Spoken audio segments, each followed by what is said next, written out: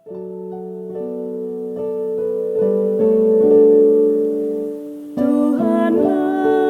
kekuatanku, Tuhanlah nyanyianku, Dialah keselamatanku. Jikalau Dia di pihakku, terhadap siapakah ku gentar? Tuhanlah kekuatanku, Tuhanlah nyanyianku, Dialah keselamatanku. Jikalau Dia di pihakku, terhadap siapakah ku gentar? Tuhanlah kekuatanku, Tuhanlah nyanyianku, Dialah keselamatanku. Jikalau Dia di pihakku, terhadap siapakah ku gentar? Tuhanlah kekuatanku, Tuhanlah nyanyianku, Dialah keselamatanku. Jikalau Dia di pihakku, terhadap siapakah ku gentar?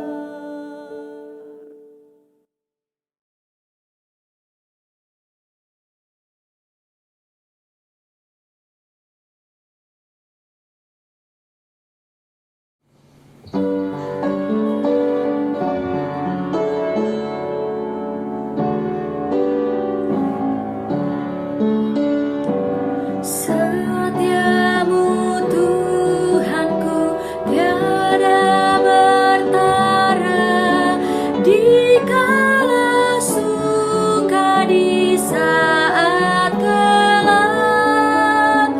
Kasih-Mu Allahku tidak berubah. Kaulah pelindung abadi tetap. Setiamu Tuhanku mengharu hatiku. Setiap pagi bertambah jelas. Yang ku perlukan tetap Kau berikan, sehingga aku pun puas lelas.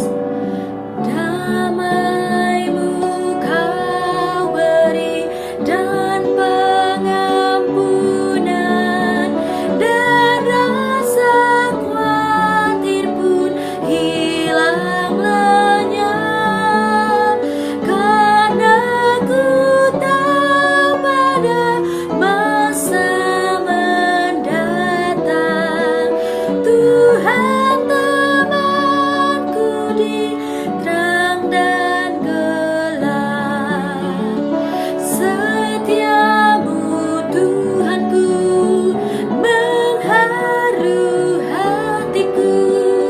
Setiap pagi bertambah jelas.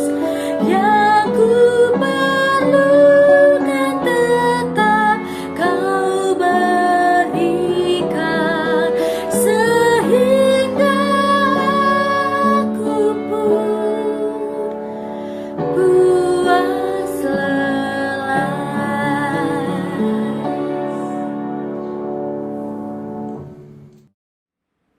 Pembacaan Alkitab diambil dari Mazmur 149 ayat 1-4. Nyanyian kemenangan bagi orang Israel. Haleluya! Nyanyikanlah bagi Tuhan nyanyian baru. Pujilah Dia dengan jemaah orang-orang saleh. Biarlah Israel bersukacita atas yang menjadikannya. Biarlah Bani Sion bersorak-sorak atas raja mereka. Biarlah mereka memuji-muji namanya dengan tari-tarian. Biarlah mereka bermazmur kepadanya dengan rebana dan kecapi. Sebab Tuhan berkenan kepada umat-Nya, Ia memahkotai orang-orang yang rendah hati dengan keselamatan. Selamat pagi Bapak Ibu sekalian, selamat berjumpa kembali dalam persekutuan doa pagi online. Bagaimana kabar kita sekalian? Saya berharap kita senantiasa sehat dan juga ada dalam perlindungan Tuhan. Saudara, kita akan bersama-sama mendengarkan firman Tuhan. Namun sebelumnya saya mengajak kita sekalian bersatu di dalam doa. Mari saudara kita berdoa. Bapa di dalam Tuhan Yesus Kristus, kami mengucap syukur untuk pagi hari ini yang Tuhan siapkan bagi kami, untuk kami boleh beraktivitas kembali dengan segala kesempatan-kesempatan yang Tuhan berikan pada kami. Kami percaya bahwa kuasa perlindungan-Mu senantiasa menyertai kami. Dan karena itu kami bersyukur Tuhan, kalau di pagi hari ini kembali firman-Mu dinyatakan kepada kami sekalian, sehingga firman-Mu itu boleh membekali perjalanan hidup kami di hari ini dan hari-hari selanjutnya. Tuhan, inilah seru doa kami yang hanya kami naikkan di dalam nama Tuhan Yesus Kristus, Tuhan dan Juru Selamat kami yang hidup. Amin. Saudara, pada pagi hari ini, firman Tuhan terambil di dalam kitab Roma, pasalnya yang ke-10, ayatnya yang ke-15b, sampai 21. Demikianlah firman Tuhan. Betapa indahnya kedatangan mereka yang membawa kabar baik. Tetapi tidak semua orang telah menerima kabar baik itu. Yesaya sendiri berkata, Tuhan, siapakah yang percaya kepada pemberitaan kami? Jadi, iman timbul dari pendengaran, dan pendengaran oleh firman Kristus. Tetapi aku bertanya, adakah mereka tidak mendengarnya? Memang, mereka telah mendengarnya. Suara mereka sampai ke seluruh dunia, dan perkataan mereka sampai ke ujung bumi. Tetapi aku bertanya, adakah Israel menanggapinya? Pertama-tama Musa berkata, Aku menjadikan kamu cemburu terhadap orang-orang yang bukan umat, dan membangkitkan amarahmu terhadap bangsa yang bebal. Dan dengan berani Yesaya mengatakan, Aku telah berkenan ditemukan mereka yang tidak mencari aku. Aku telah menampakkan diri kepada mereka yang tidak menanyakan aku. Tetapi tentang Israel, ia berkata, Sepanjang hari aku telah mengulurkan tanganku kepada bangsa yang tidak taat dan yang membantah. Saudara, sampai demikian pembacaan kita, tentu yang berbahagia adalah kita yang mendengarkan firman Tuhan.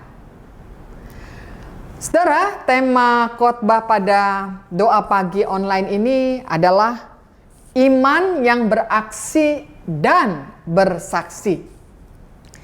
Saudara, kita bicara tentang iman. Iman bagi orang Kristen itu bisa diumpamakan seperti denyut jantung. Artinya, saudara, iman itu menentukan mati dan hidupnya kekristenan kita. Seorang yang tidak memiliki denyut jantung, misalnya orang itu seorang raja, punya kuasa. Dia berpakaian bak seorang raja dengan berbagai macam keindahan dan kegemilangan yang ada di dalamnya. Ia juga berbaring di atas tempat tidur kencana. Dia juga memiliki pengawal yang sangat banyak.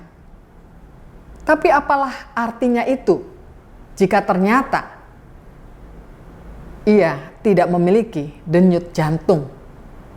Saudara, segala kehebatan apapun tidak ada artinya bila tidak ada denyut jantung yang dimiliki orang tersebut.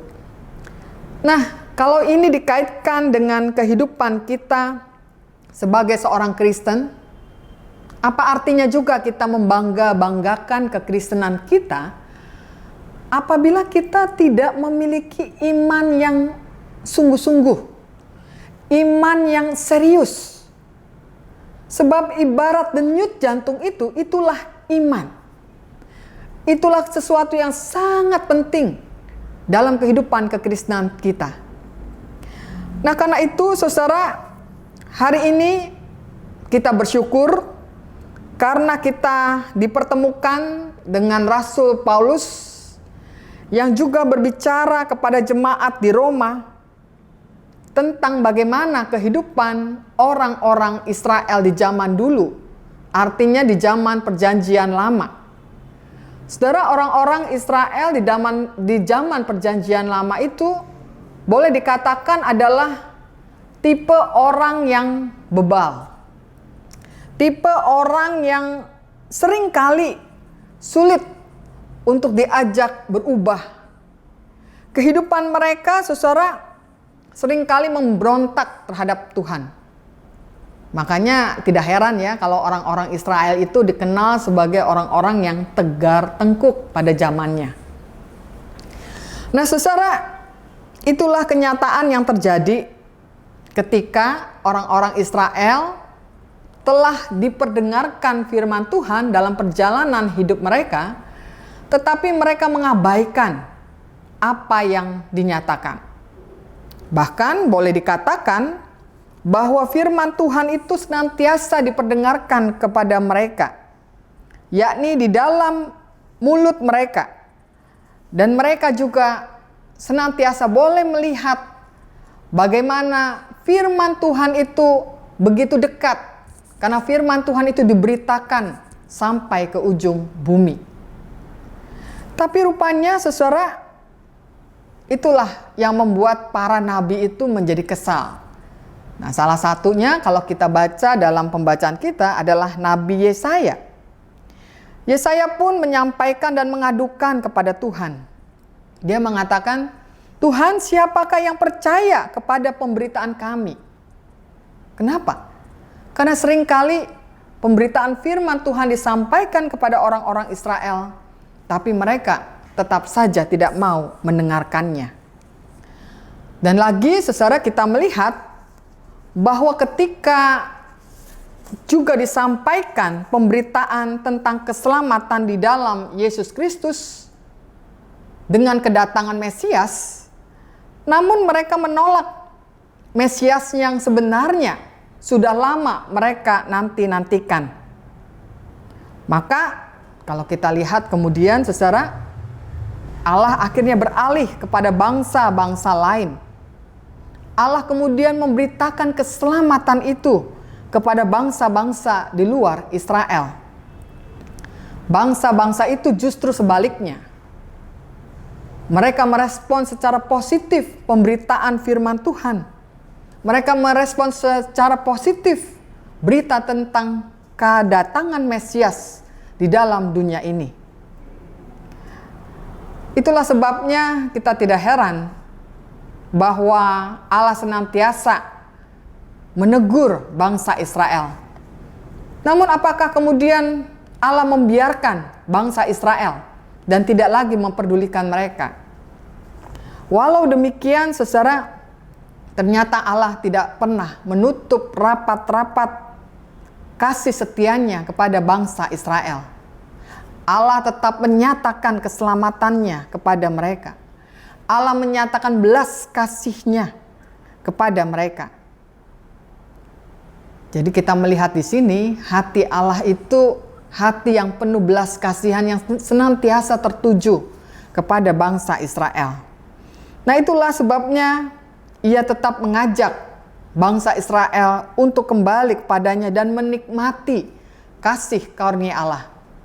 Di dalam ayatnya yang ke-21 dinyatakan di sana, sepanjang hari aku telah mengulurkan tanganku kepada bangsa yang tidak taat dan yang membantah. Jadi artinya saudara, kasih setia Tuhan senantiasa dinyatakan kepada bangsa Israel, dan dikatakan di sini, sepanjang hari aku telah mengulurkan tanganku. Jadi tidak pernah ada kata lelah, tidak ada pernah kata bosan. Yang ada adalah kata belas kasihan yang terus menerus. Saudara, apabila kita sudah mempelajari hal ini, apa sebenarnya yang kita bisa tarik dalam kehidupan kita, saudara? Saudara, kita bisa menarik sesuatu hal yang penting dalam kehidupan ini. Bahwa walaupun berulang-ulang kali bangsa Israel sering kali mengecewakan hati Allah, bahkan menolak keselamatan yang merupakan anugerah yang sangat istimewa, tetapi ternyata Allah itu tidak pernah menjadi Allah yang lelah dan bosan. Allah yang senantiasa terus mengajak dan mengundang bangsa Israel untuk datang kembali kepadanya. Nah, itulah sebabnya juga di dalam kehidupan kita, saudara, pernahkah kita menjadi bosan, kita menjadi lelah untuk memberitakan firman Tuhan, atau mengabarkan Injil, atau mengajak orang bertobat? Saudara, memang kita kadang-kadang ingin menyerah ya, apabila satu waktu di tengah-tengah keluarga kita atau orang yang kita kenal, orang yang kita kasihi, kita mau mengajak mereka untuk menyatakan Injil, berita sukacita itu kepada mereka. Tapi begitu lama kita menantikan, begitu lama kita merasa kesal mungkin. Tapi hari ini kita diingatkan, saudara, justru kita tidak boleh begitu. Kita belajar dari Allah sendiri yang tidak pernah bosan mengingatkan bangsa Israel. Atau mungkin ketika kita mengalami dalam kehidupan ini ada orang atau anggota keluarga kita yang mungkin sudah menjauh. Menjauh bukan saja menjauh dari kehidupan keluarga misalnya, atau mungkin juga menjauh dari kehidupan imannya. Nah, saudara, apakah saudara tetap mau setia mendoakan dia? Apakah saudara mau tetap setia mengajak dia untuk kembali kepada Tuhan?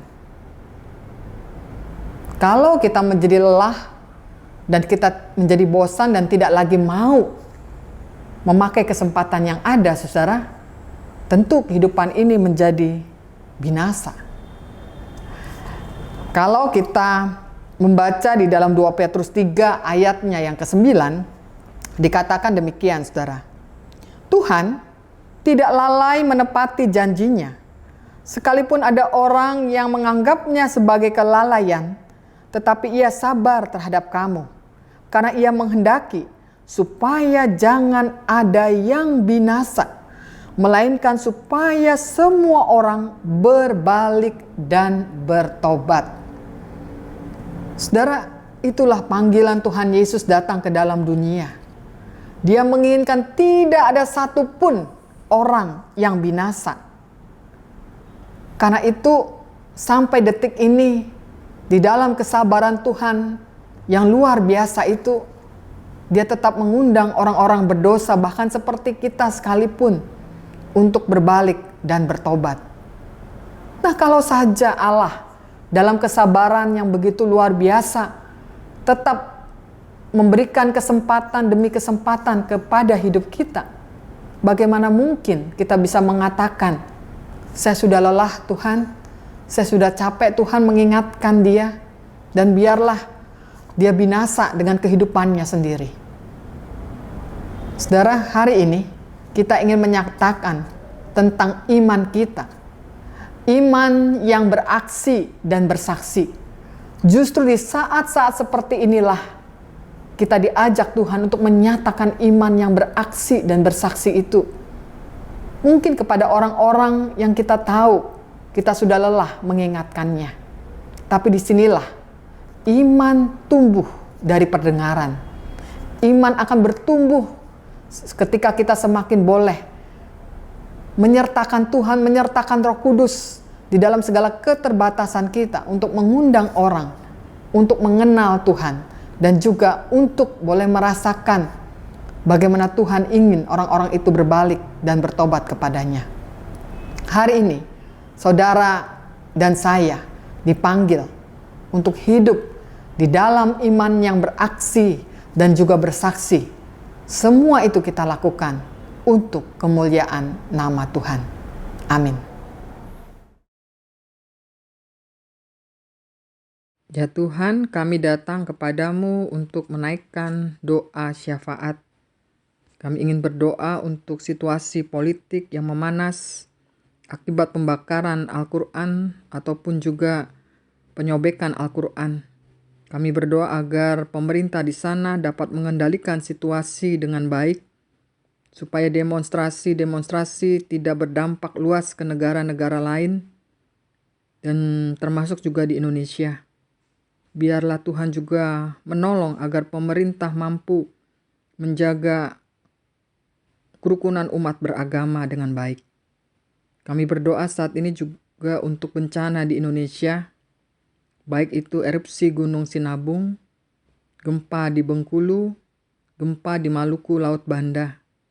Tuhan, kami berdoa supaya pemerintah daerah dapat bersungguh-sungguh menolong masyarakat sehingga tidak banyak korban jiwa dan harta benda, dan masyarakat dapat tetap terlindungi dengan baik. Kami berdoa untuk umat Tuhan yang saat ini berulang tahun, biarlah Engkau menambahkan mereka hikmat, sukacita, kesehatan, dan segala sesuatu yang terbaik untuk masa depan mereka. Kami juga berdoa Tuhan untuk saudara-saudara kami yang merencanakan pernikahan pada bulan September ini. Biarlah Tuhan berkati kebaktian peneguhan dan pemberkatan nikah, agar melalui peristiwa ini kekuatan cinta kasih mereka sebagai pasangan suami istri tetap dapat terjaga sampai maut memisahkan mereka. Kami juga berdoa Tuhan untuk saudara-saudara kami yang sakit, baik di rumah sakit maupun juga di rumah masing-masing.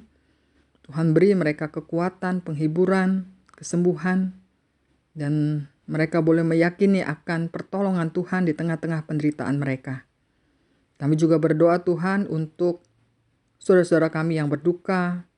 Biarlah penghiburan dan kekuatan yang datang dari Tuhan senantiasa boleh membuat mereka melalui masa duka cita ini dengan baik.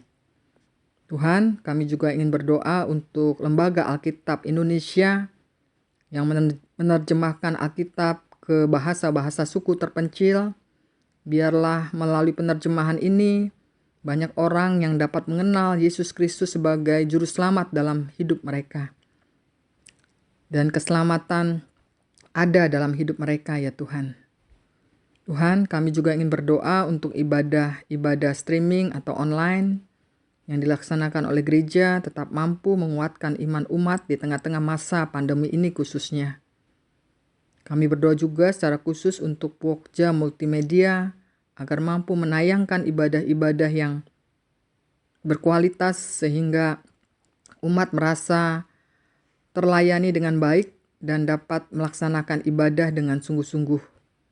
Dan akhirnya kami juga ingin berdoa Tuhan untuk anak-anak kami yang memasuki studi mereka. Biarlah Tuhan juga memberikan mereka semangat dalam belajar, baik anak-anak yang di SD, SMP, SMU, ataupun juga yang sudah kuliah. Berkati mereka satu persatu dalam studi mereka supaya tetap bisa menyelesaikan studi mereka dengan baik. Tuhan, inilah seluruh doa-doa kami yang hanya kami naikkan di dalam nama Tuhan Yesus Kristus. Amin.